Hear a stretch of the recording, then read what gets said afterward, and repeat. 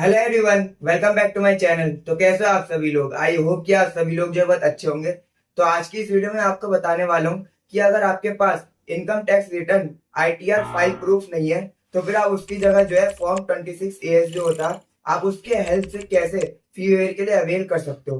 तो आज की इस वीडियो में आपको मैं इसी के बारे में पूरी डिटेल में बताने वाला हूँ कि आप फॉर्म 26 AS जो है वो आप कैसे बना सकते हो, जो कि बहुत ही ईजी है। और इस वीडियो के एंड में मैं आपके जितने भी इससे रिलेटेड डाउट्स है वो भी मैं आपके क्लियर करने की पूरी कोशिश करूंगा। तो मेरी आपसे रिक्वेस्ट है, प्लीज आप इस वीडियो को मेरी शुरू से लेकर एंड तक पूरी देखिएगा। तो आइए बगैर किसी देरी के हम लोग आज की इस वीडियो को स्टार्ट कर लेते हैं। तो आइए सबसे पहले हम लोग देख लेते हैं कि हमें क्या करना है। मैं सबसे पहले आपको मैंने डिस्क्रिप्शन बॉक्स में एक लिंक दे रखा है। आपको ये करना है, सिंपली उस लिंक के ऊपर जाना है और इस वेबसाइट के ऊपर आ जाना है। अगर आप इस लिंक के ऊपर नहीं जाना चाहते हो तो आप सिंपली गूगल के ऊपर भी जा सकते हो और वहां पे आप सर्च कर सकते हो इनकम टैक्स डिपार्टमेंट, और जो पहली वेबसाइट दिखेगी उस पर आपको आ जाना, जो कि आपको इसी सेम वेबसाइट के ऊपर लेके आ जाए। तो जैसे आप इस वाली वेबसाइट पे पहुंच जाएंगे तो आपको सबसे ऊपर जो है एक बटन दिख रहा होगा रजिस्टर का। आपको सिंपली उस वाले बटन के ऊपर क्लिक कर कर आपको इस वाले पेज के ऊपर आ जाना है। जैसे आप इस वाले पेज पर आ जाएंगे तो यहाँ पे आपको क्या करना है, जो आपका पैन कार्ड नंबर है वो आपको यहाँ पे फिल कर देना है। जैसे आप इसे फिल कर दोगे उसी के बराबर में आपको वैलिडेट दिख रहा होगा, आपको इसके ऊपर क्लिक करके इसे वैलिडेट कर देना। और उसके बाद यहाँ पे एक मैसेज लिखा हुआ आ जाएगा, पैन वैलिड सक्सेसफुली। जैसे ये लिखा हुआ आ जाता है उसके बाद आपको नीचे की साइड यस और नो का बटन दिख रहा होगा, आपको यहाँ पे यस के ऊपर क्लिक कर कर कंटिन्यू के ऊपर क्लिक कर आपको आगे बढ़ जाना है। जैसे आप अगले पेज पर आओगे तो यहाँ पे आपको क्या करना है, यहाँ पे आपको कुछ अपने बेसिक डिटेल्स जो है वो यहाँ पे आपको फिल करना है। जैसे कि आपको लास्ट नेम फिल करना है, जैसे कि मिडिल नेम फिल करना है और अपना फर्स्ट नेम जो है वो आपको फिल करना है।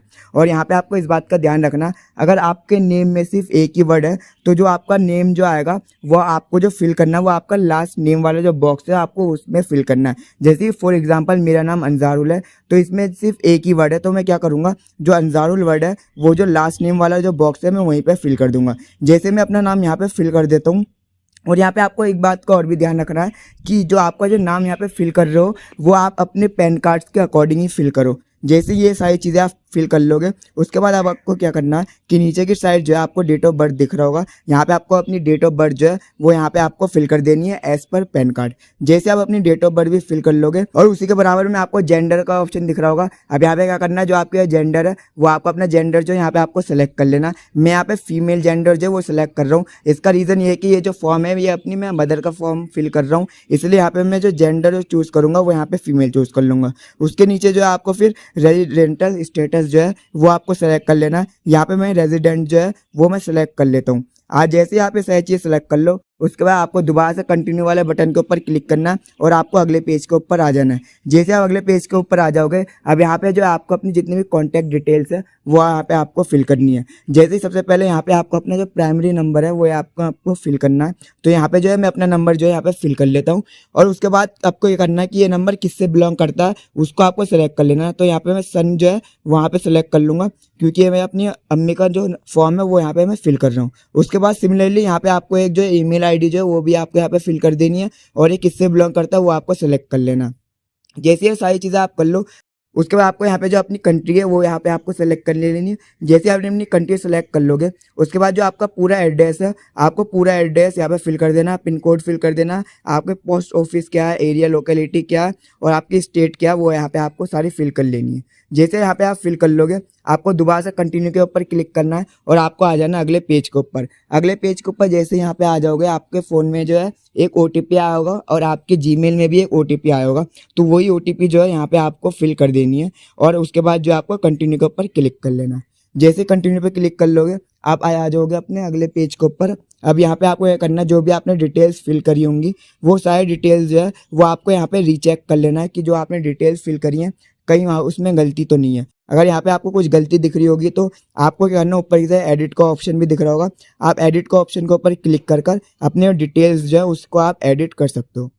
फिर उसके बाद आपको क्या करना, जैसे आप अपने सारे डिटेल्स को आप कंफर्म कर लो उसके बाद आपको कंफर्म वाले बटन के ऊपर जो है आपको क्लिक कर कर अगले पेज के ऊपर आ जाना है। अब यहाँ पे आपको जो है एक पासवर्ड जो है वो आपको यहाँ पे क्रिएट कर लेना है। अब और पासवर्ड में आपको क्या करना है कि उसमें 8 से लेकर 14 कैरेक्टर्स होने चाहिए, जिसमें कि स्मॉल लेटर, अपर लेटर और उसके बाद आपका एक नंबर होना चाहिए और स्पेशल कैरेक्टर जो है वो आपके इंक्लूड होने चाहिए आपके पासवर्ड के अंदर। जैसे यहाँ पे आप अपना पासवर्ड क्रिएट कर लो, उसके बाद आपसे पूछा जाएगा कि आप कुछ भी एक मैसेज जो है यहाँ पे आप टाइप कर लो। तो यहाँ पे मैं क्या करूँगा, एक मैसेज टाइप कर लूँगा, वो टाइप कर लूँगा यहाँ पे मैं लॉगिन। जैसे आप मैसेज भी टाइप कर लूँगा और उसके बाद मैं क्या करूँगा, यहाँ पर रजिस्टर वाला जो बटन है उसके ऊपर मैं क्लिक कर लूँगा और जब मेरा रजिस्ट्रेशन जो है यहाँ पे हमारा सक्सेसफुली हो जाएगा। जैसे रजिस्ट्रेशन सक्सेसफुली हो जाता है, आपको प्रोसीड टू लॉगिन के ऊपर क्लिक करना है और उसके बाद जो है ये आपको क्या कर लेगा, रिडायरेक्ट कर लेगा आपके लॉगिन वाले पेज के ऊपर। जैसे लॉगिन वाले पेज के ऊपर आप आ जाओगे, यहाँ पे आपको एंटर करने को कहेगा आपकी यूज़र आईडी, और यहाँ पे जो आपकी यूज़र आईडी जो है वो आपका जो पैन कार्ड नंबर है वही है आपकी यूज़र आईडी। जैसे अपनी यूज़र आईडी को यहाँ पर डाल लोगे, उसके बाद जो आपको क्या करना है, यहाँ पे एक चेक बॉक्स दिख रहा होगा, आपको इस चेक बॉक्स को जो है टिक कर देना और आपने जो पासवर्ड जो क्रिएट करा था उस वाले पासवर्ड को यहाँ पे फिल कर देना। जैसे ही पासवर्ड आप फिल कर दोगे उसके बाद आपको कंटिन्यू पे क्लिक कर लेना और उसके बाद आप यहाँ पे जो लॉगिन हो जाओगे। जैसे आप लॉगिन हो जाओगे, ऊपर की साइड आपको ई फाइल का ऑप्शन दिख रहा होगा, उसके अंदर आपको इनकम टैक्स रिटर्न दिख रहा होगा और उसी के अंदर जो है आपको व्यू फॉर्म 26 दिख रहा होगा, जिसको कि आपको सेलेक्ट कर लेना है। जैसे आप इसे सेलेक्ट कर लोगे उसके बाद यहाँ पे एक डिस्क्लेमर लिख कर आ जाएगा, जिसको कि आपको कंटिन्यू कर लेना है। जैसे कंटिन्यू कर लोगे, इस वाले चेक बॉक्स को भी आपको टिक कर लेना और प्रोसीड के ऊपर क्लिक करके आगे बढ़ जाना है। जैसे ये कर लोगे, नीचे की साइड जो है आपको व्यू टैक्स वाला एक लिंक दिख रहा होगा, जिसके ऊपर आपको क्लिक करना है। जैसे आप इसके ऊपर क्लिक कर लोगे तो आप इसके ऊपर अगले पेज के ऊपर आप आ जाओगे, जहाँ पे कि आपको अपने असेसमेंट ईयर डालना है। जैसे कि यहाँ पे जो आपको असेसमेंट ईयर जो डालना है वो आपको 2024 से लेकर 2025 से डालना है। आपको इस बात का खास ध्यान रखना है कि जो आप असेसमेंट ईयर डालो वो 2024 से लेकर 2025 ही होना चाहिए। जैसे ही आप असेसमेंट ईयर डाल लोगे उसके बाद जो व्यू एज दिख रहा है वहाँ पे आपको जो है HTML वाला जो ऑप्शन है उसको आपको सेलेक्ट कर लेना। जैसे सेलेक्ट कर लो, आपको व्यू डाउनलोड के ऊपर क्लिक करना, फिर उसके बाद आपको एक्सपोर्ट PDF के ऊपर क्लिक करना। जैसे आप एक्सपोर्ट एज PDF के ऊपर क्लिक करोगे, जो आपका फॉर्म 26 जो है वो आपका सक्सेसफुली आपके सिस्टम के ऊपर जो है वो आपका डाउनलोड हो जाएगा। आपका फॉर्म 26 जो है कुछ आपका इस तरीके से दिखेगा। तो जैसे आप लोग अपना फॉर्म 26 बना लोगे सक्सेसफुली, उसके बाद आपको क्या करना है कि उसके बाद आपको आपके फादर का और आपके मदर का भी फॉर्म 26 जो है वो आपको सेपरेटली बना लेना है। इसका मतलब कि आपको आपके खुद का, आपके फादर का और आपके मदर का भी फॉर्म 26 जो है वो आपको बना लेना है। जैसे आप तीनों का फॉर्म 26 बना लोगे उसके बाद आपको इन तीनों फॉर्म को जो है आपको IIT मद्रास की जो वेबसाइट की जो मैं सबमिशन लिंक जो दिए रखा उन्होंने, आपको सिंपली वहां पे जाके इसे अपलोड कर देना है। जैसे आप अपलोड कर लोगे अपने सारे डॉक्यूमेंट को, उसके बाद जो आपका क्या है कि आप फ्री के लिए अवेल कर सकते हो। आपको अगर नहीं पता कि इन सारे डॉक्यूमेंट को कैसे आपको अपलोड करना है तो इसके ऊपर पहले से एक डिटेल वीडियो बना चुका हूँ, आप चाहे तो उस वाली वीडियो को मिल जाकर देख सकते हो।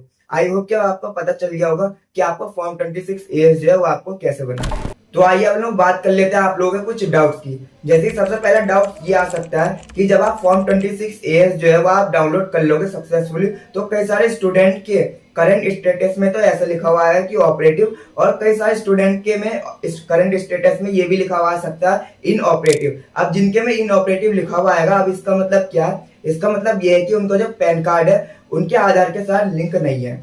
इसका मतलब ये है। अब यहाँ पे डाउट ये आ सकता है कि क्या जो इनऑपरेटिव वाला जो हमारा फॉर्म 26 है क्या हम उसे अपलोड कर सकते हैं? तो मैं बता दूं, हाँ, आप उस फॉर्म को अपलोड कर सकते हो, आप फ्रीवेयर के लिए अवेल कर सकते हो, उसमें कोई दिक्कत नहीं आएगी।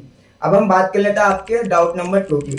अब डाउट नंबर 2 ये है कि जब आप फॉर्म 26 डाउनलोड करोगे तो जब उसे स्क्रॉल आप करोगे तो वहां पे आप देखोगे तो जो आपका फॉर्म 26 जो है वो आपका ब्लैंक है, यानी कि वहां पे आपका नो ट्रांजैक्शन लिखा हुआ आएगा। अब यहाँ पे डाउट ये आता है कि क्या हम उस वाले फॉर्म को अपलोड कर सकते हो? तो मैं बता दूं, हाँ, आप उस वाले फॉर्म को अपलोड कर सकते हो, उसमें भी आपकी कोई दिक्कत नहीं आएगी, आप फ्री वेवर के लिए अवेल एलिजिबल हो।